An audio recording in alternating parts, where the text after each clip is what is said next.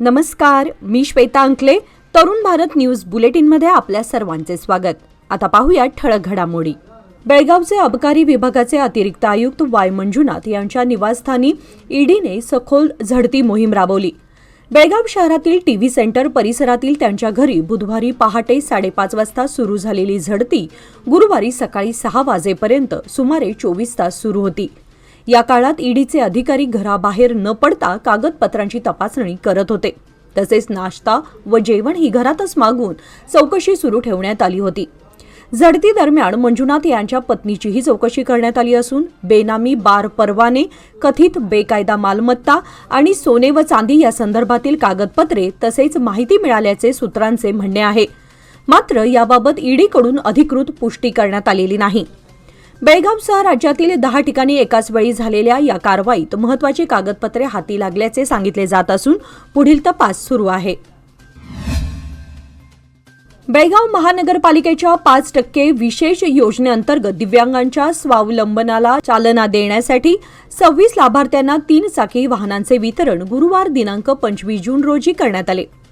बेळगाव उत्तर मतदारसंघाचे आमदार आसिफ सेठ, महापौर प्रीती कामकर, उपमहापौर हनुमंत कोंगाळी, सत्ताधारी पक्षनेते संतोष पेडणेकर, स्थायी समिती अध्यक्षा राठोड तसेच नगरसेवकांच्या उपस्थितीत हा कार्यक्रम पार पडला.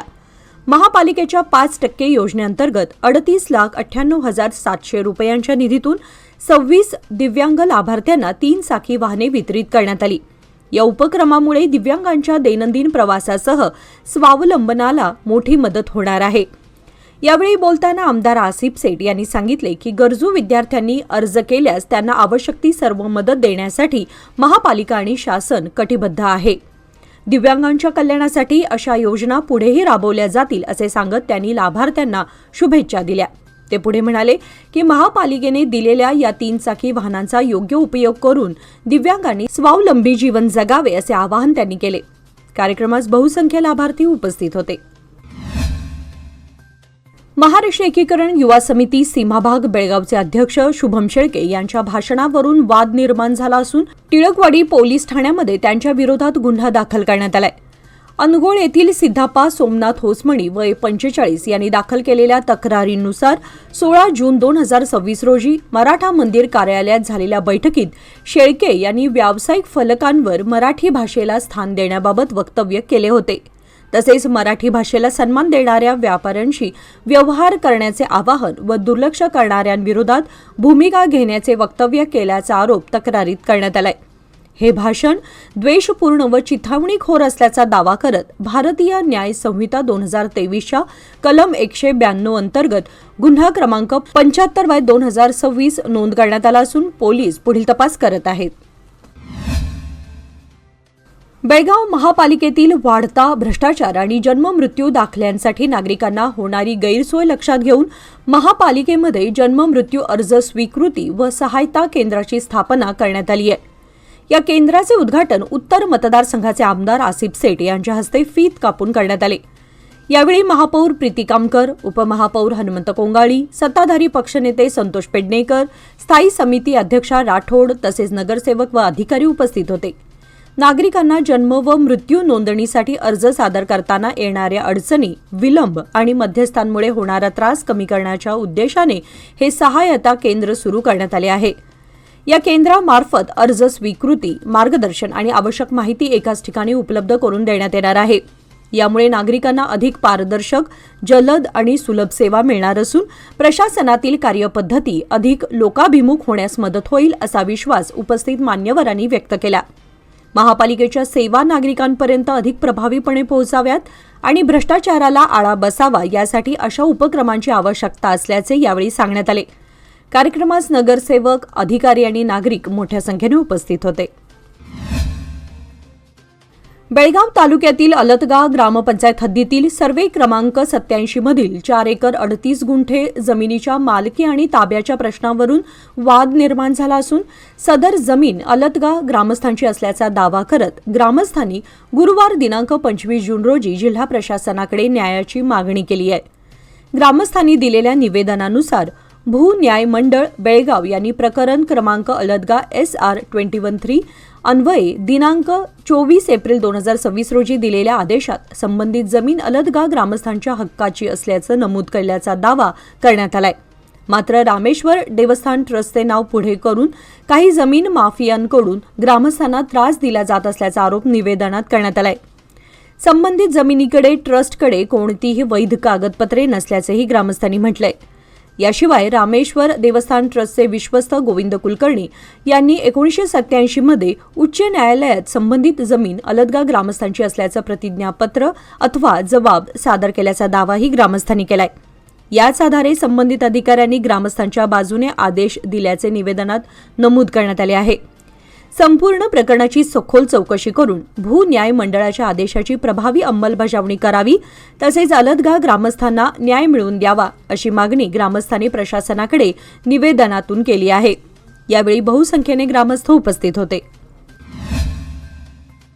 कारवार जिल्ह्यात कायदा व सुव्यवस्था अबाधित राखण्यासाठी कारवार जिल्हा पोलिसांनी रावडी शीटर आणि बेकायदा सावकारी व्यवसाय करणाऱ्यांविरोधात विशेष मोहीम राबवत शिरसी, मुंदगोड, यल्लापूर व बनवासी परिसरातील 14 संशयितांच्या घरावर एकाच वेळी झडती घेतली.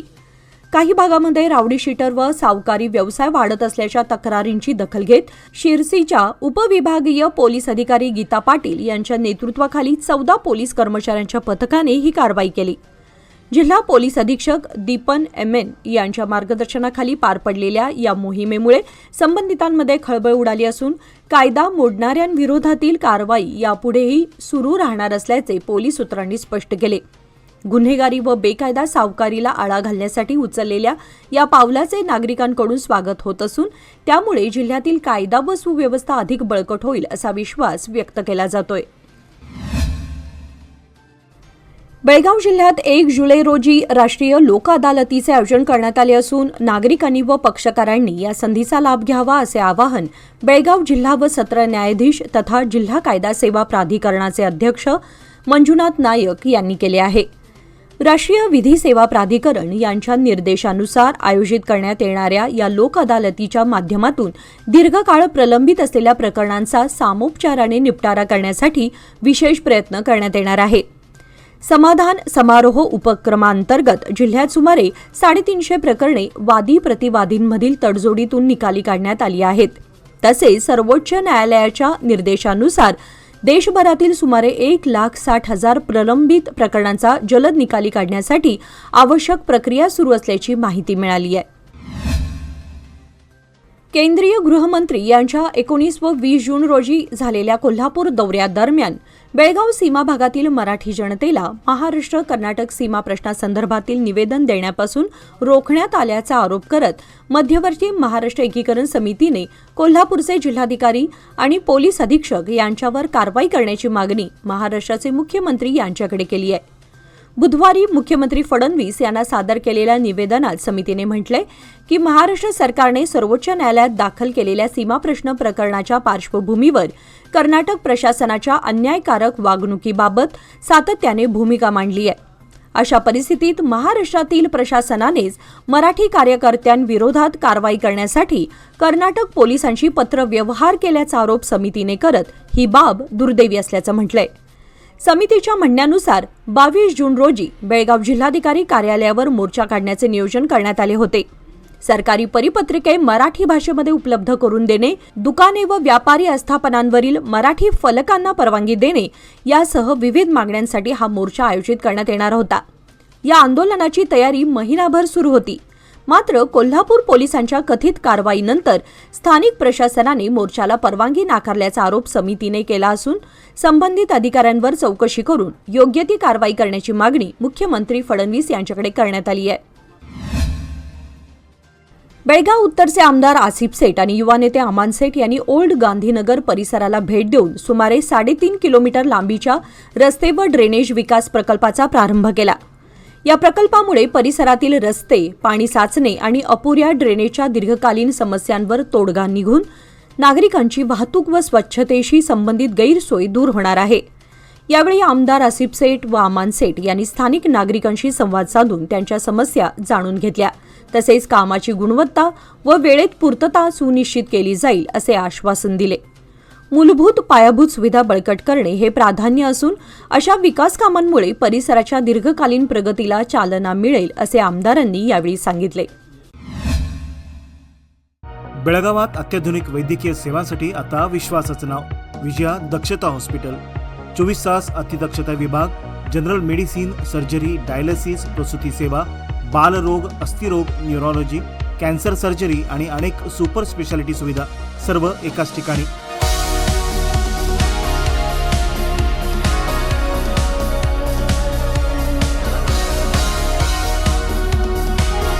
अनुभवी डॉक्टर, आधुनिक तंत्रज्ञान आणि रुग्णांसाठी मनापासून सेवा. सर्व प्रमुख विमा आणि सरकारी योजना स्वीकारल्या जातात. आजच भेट द्या. खानापूर रोड, 3ऱ्या रेल्वे गेट जवळ, रेल्वे ओव्हरब्रिजच्या खाली, टिळकवाडी, बेळगाव. संपर्क 7353641444. विजया दक्षता हॉस्पिटल, आपल्या आरोग्याची दक्ष काळजी. विजयपूर येथील गांधी चौक पोलीस ठाण्यात नोंद झालेल्या साहिल इमाम जाफर चप्परबंद वय वर्षे 22 याच्या अपहरण प्रकरणाचा पोलिसांनी अवघ्या 2 दिवसात छडा लावून त्याची घटप्रभा परिसरातून सुखरूप सुटका केली. कुटुंबाने 2 एकर जमीन 26 लाख रुपयांना विकल्याची माहिती मिळाल्यानंतर आरोपींनी हनी ट्रॅपच्या माध्यमातून साहिलला जाळ्यात ओढून अपहरण करत 12 लाख रुपयांच्या खंडणीची मागणी केली होती. तांत्रिक तपास व कॉल रेकॉर्डच्या आधारे पोलिसांनी आरोपींचा माग काढून गोपाल मादर, निंगप्पा नावदगी, मोहम्मद नदाफ, विजयलक्ष्मी तोषण्याळ, दशरथ मादर, शिवानंद नंदीकोलमठ, सुनील नावी व शिवकुमार होसट्टी यांना अटक केली. अपहरणासाठी वापरलेली स्कॉर्पिओ व 7 मोबाईल जप्त करण्यात आले असून या कारवाईबद्दल जिल्हा पोलीस अधीक्षक लक्ष्मण निंबर्गे यांनी तपास पथकाचे कौतुक केले आहे. बेळगाव दक्षिण मतदारसंघातील मच्छे येथील टिपू सुलतान नगर, कलानगर, जयनगर, अमननगर, अरफत मोहल्ला, घी मोहल्ला व रामेश्वर नगर परिसरातील सुमारे 3000 नोंदणीकृत मतदारांनी स्वतंत्र मतदान केंद्र स्थापन करण्याची मागणी करत प्रशासनाला निवेदन सादर केले. सध्या असलेली मतदान केंद्रे 2 किलोमीटरहून अधिक अंतरावर असल्याने ज्येष्ठ नागरिक, दिव्यांग, महिला व वाहतुकीची अडचण असलेल्या मतदारांना गैरसोयीचा सामना करावा लागत असल्याचे निवेदनात नमूद करण्यात आले.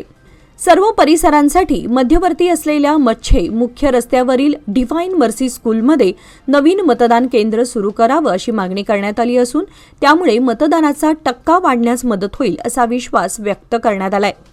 तसेच मच्छे व पिरणवाडीच्या नव्याने स्थापन झालेल्या पट्टण पंचायतीच्या निवडणुका गेल्या 5 वर्षांपासून प्रलंबित असल्याबद्दल नाराजी व्यक्त करत त्या तातडीने घेण्याची मागणीही नागरिकांनी केली आहे.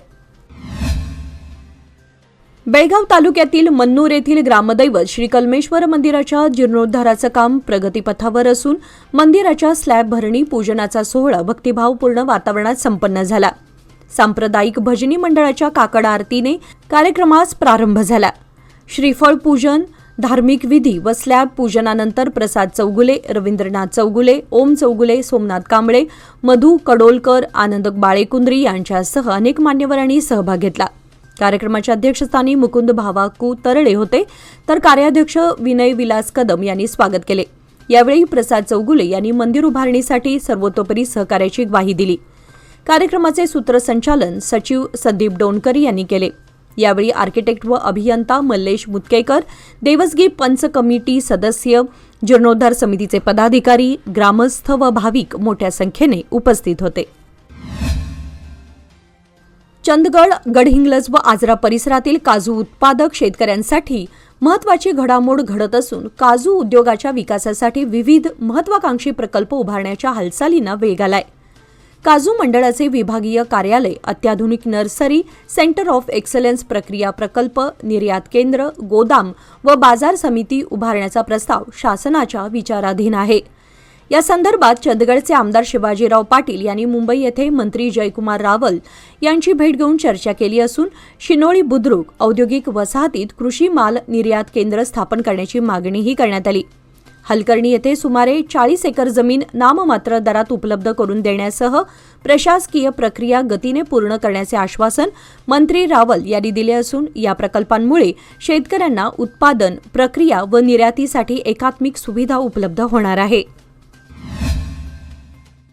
तवंदी घाटातील हॉटेल व्हाईट हाऊसजवळ स्क्रॅप व्यावसायिकातील वादातून शनिवारी दुपारी झालेल्या गोळीबार प्रकरणातील संशयित आरोपी अरमान मोमीन वय 32 याची बुधवारी दुपारी हिंडलगा कारागृहात रवानगी करण्यात आली.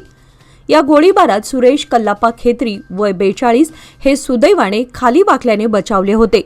त्यांनी निपाणी शहर पोलीस ठाण्यात फिर्याद दिली होती. पोलिसांनी आरोपीस अटक करून 2 दिवसांची पोलीस कोठडी दिल्यानंतर त्याला निपाणी न्यायालयात हजर करण्यात आले असता कारागृहात पाठवण्यात आले. या प्रकरणी गावठी पिस्तूल व कार जप्त करण्यात आलं असून सखोल तपास सुरू असल्याचे सीपीआय BS तळवार यांनी सांगितले. तसेच आणखी काही जणांची चौकशी सुरू असल्याची माहितीही त्यांनी दिली.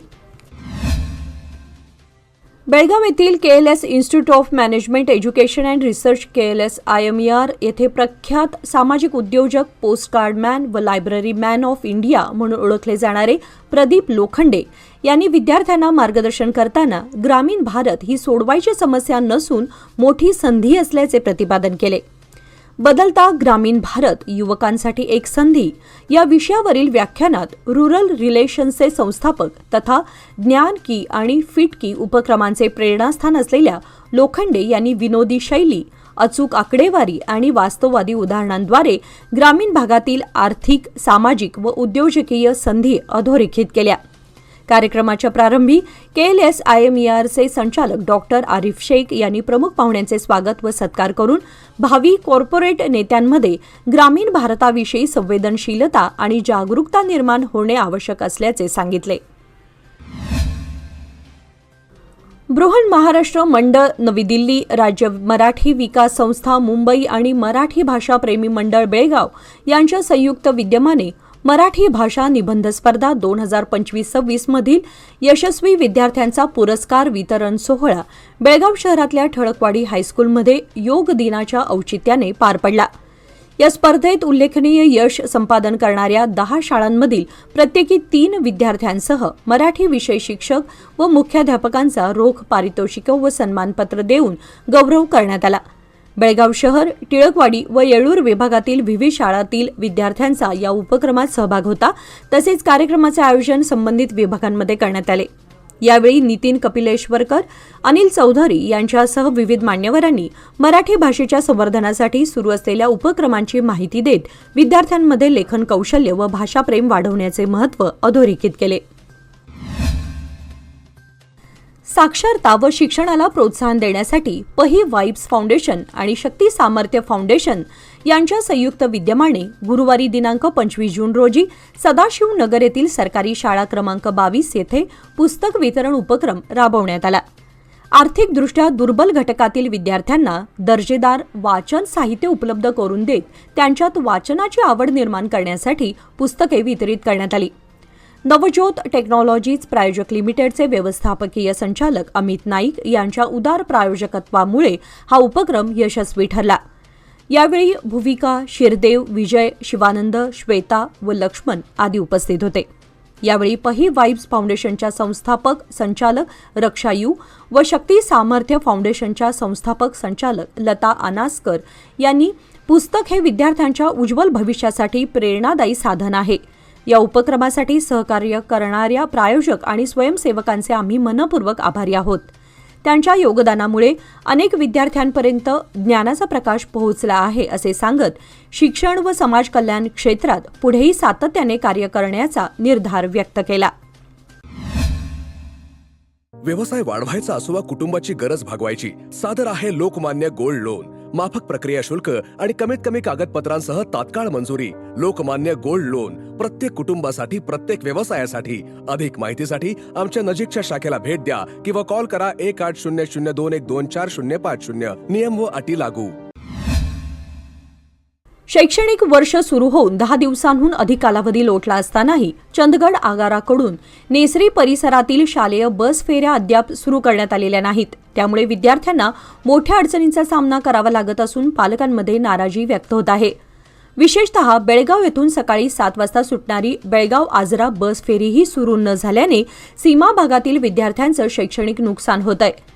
राज्य परिवहन महामंडळाकडून विद्यार्थ्यांना पास वितरित करण्यात आले असले तरी प्रत्यक्ष बस सेवा उपलब्ध नसल्यानं त्याचा लाभ मिळत नसल्याचं चित्र आहे.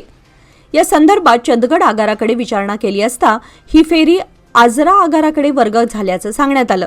मात्र आजरा आगाराकडूनही स्पष्टता न मिळाल्यानं दोन्ही आगारातील समन्वयाचा अभाव समोर आलाय. या प्रकारामुळे विद्यार्थी आणि प्रवासी वर्गाची गैरसोय होत असून बस फेऱ्या तातडीने सुरू करण्याची मागणी नागरिक, पालक व विद्यार्थी वर्गाकडून करण्यात येत आहे. अलमट्टी जलाशयाची उंची 524.256 मीटरपर्यंत वाढवल्यास एकूण 75,563 एकर जमीन पाण्याखाली जाण्याची शक्यता असून चालू वर्षात 49 गावातील सुमारे 15,000 एकर जमिनीसाठी भरपाई देण्याची शक्यता आहे. तसेच 2026-27 आणि 2027-28 या आर्थिक वर्षात 79 गावांमध्ये प्राथमिक अधिसूचना ते कलम 11(1) अंतर्गत पुरस्कार प्रक्रियेपर्यंत काम सुरू असल्याची माहिती देण्यात आली. यामध्ये विजयपूर जिल्ह्यातील 31 गावांचा समावेश असून त्यापैकी 6 गावे विशेषतः प्रभावित आहेत, तर 14 महसुली गावे व 1 उपगाव बुडीत क्षेत्रामध्ये येणार आहे. बबलेश्वर तालुक्यातील 5,600 एकर जमीन संपादित केली जाणार असून 49 गावांसाठी सुमारे 3,000 कोटी रुपयांची भरपाई प्रस्तावित आहे. यावेळी मंत्री एम. बी. पाटील यांनी शेतकऱ्यांना प्रकल्प पूर्ण होईपर्यंत सक्रिय राहण्याचे आश्वासन देत नंदी सहकारी साखर कारखान्याच्या पुनरुज्जीवनासाठी प्रयत्न सुरू असल्याचे सांगितले. या बैठकीत संघर्ष समितीचे नेते व विविध मान्यवर उपस्थित होते. टिळकवाडी बेळगाव येथील वीर सौद योगा केंद्राचा 8वा वर्धापन दिन नुकताच उत्साहात संपन्न झाला. कार्यक्रमाच्या अध्यक्षस्थानी प्रशिक्षक गोपाळराव देशपांडे उपस्थित होते, तर प्रारंभी धन्वंतरी प्रतिमेचे पूजन व दीप प्रज्वलनाने कार्यक्रमाची सुरुवात झाली. उषा दळवी यांच्या हस्ते अग्निहोत्र पार पडले. यावेळी नियमित योगासने, प्राणायाम व ध्यान यामुळे शारीरिक व मानसिक आरोग्य सुदृढ राहते असा संदेश देण्यात आला. मागील 8 वर्षांपासून सुरू असलेल्या या वर्गाचा लाभ अनेक पुरुष व महिला घेत असून साधकांनी आपले मनोगत व्यक्त केले. प्रास्ताविक व सूत्रसंचालन वाय.पी. नाईक यांनी केले, तर आभार दत्तात्रय कुरविनकोप यांनी मानले. यावेळी उमेश सुपाले, रवींद्र सुतार, प्राचार्य अमरनाथ, उषा दळवी, गीता देशपांडे, शोभा दुर्वे, दीपा चौगले, बीना मुन्नोळकर, स्मिता निंबाळकर यांच्यासह इतर सदस्य उपस्थित होते. याचबरोबर बातमीपत्रामध्ये वेळ झाली आहे आज इथेच थांबण्याची. ताज्या बातम्यांसाठी आणि घडामोडींसाठी पाहत रहा तरुण भारत न्यूज चॅनल. तसेच आमच्या चॅनलला लाईक, शेअर आणि सबस्क्राईब करायला विसरू नका. आणि विश्वासार्ह बातम्यांसाठी दररोज वाचा दैनिक तरुण भारत. धन्यवाद.